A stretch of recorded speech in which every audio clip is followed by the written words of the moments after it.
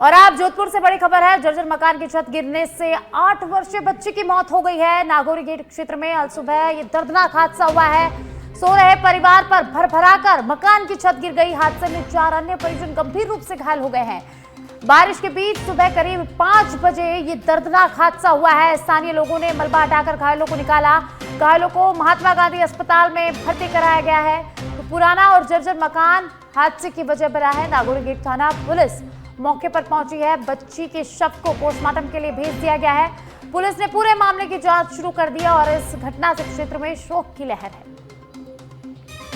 तो जोधपुर से ये बड़ी खबर है, जहां जोधपुर में आज सुबह 5 बजे दर्दनाक हादसा हुआ। एक मकान की छत भरभराकर गिर गई। तो घर में सो रहे लोगों पर ये छत गिर गई और जिसमें 8 वर्षीय मासूम की मौत हो गई है। कई लोग घायल हुए हैं। तो आसपास के लोग मौके पर पहुंचे, मलबे को हटाया और घायल लोगों को तुरंत अस्पताल में भर्ती कराया गया है, जहां उनका उपचार जारी है। तो पुराना और जर्जर मकान हादसे की वजह बना है। पुलिस मौके पर पहुंच चुकी है। पूरे मामले की जांच शुरू कर दी है। तो बच्चों के शव को पोस्टमार्टम के लिए भेज दिया गया है और अब पूरे मामले की जांच की जा रही है।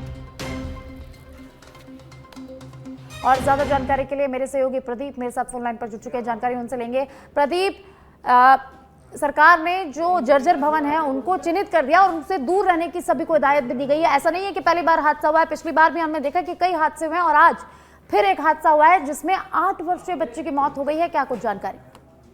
जी साक्षी, अवश्य। जिस तरह से नागौरी सिलावटा का जो बास है उस इलाके में जो 8 वर्षीय बच्चे की मौत हुई है, मामला काफी गंभीर है। जिस तरह से मकान की जो ऊपर की जो छत थी वो छत गिरी है और एक 8 साल की मासूम जिसका हंसता हुआ चेहरा इस फोटो में नजर आ रहा है कि रात को जब सोई थी, जब मुस्कुराते हुए सोई थी और सवेरे जब उठी तो उसकी लाश ही परिवार को देखने को मिली। 8 लोग परिवार के घायल हो चुके हैं और वहीं उन सभी का उपचार जोधपुर के महात्मा गांधी अस्पताल में चल रहा है।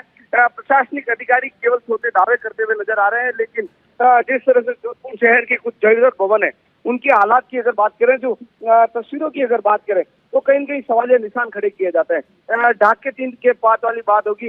हर बार प्रशासन दावे करता है और दावे करने के साथ ही ये दावा किया जाता है कि उनको चिन्हित कर लिया गया है, उनको हटाने का प्रयास किया जा रहा है।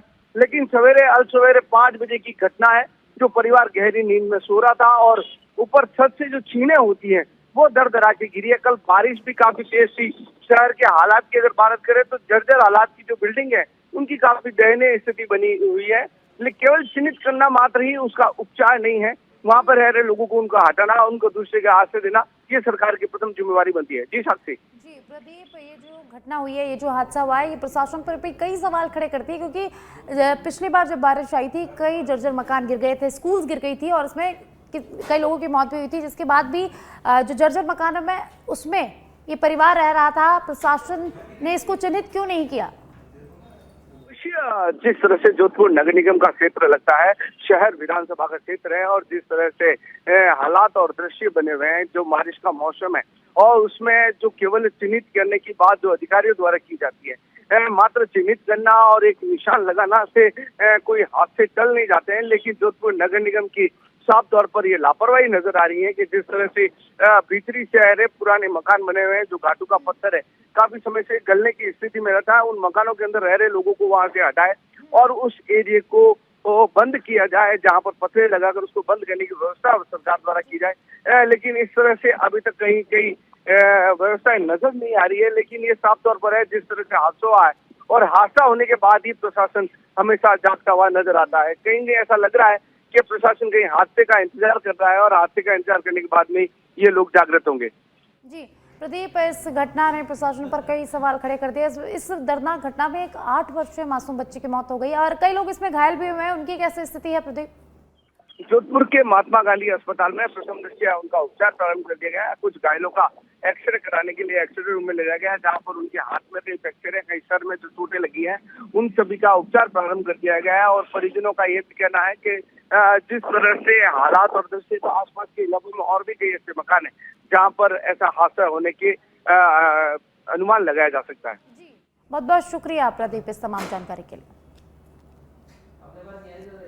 तो जोधपुर से बड़ी खबर है, जहां दर्दनाक हादसा हुआ है। आज सुबह 5 बजे एक मकान की छत भरभराकर गिर गई और इस दर्दनाक हादसे में एक 8 वर्षीय मासूम की मौत हो गई है। परिजन कई अन्य परिजन भी इसमें घायल हुए हैं।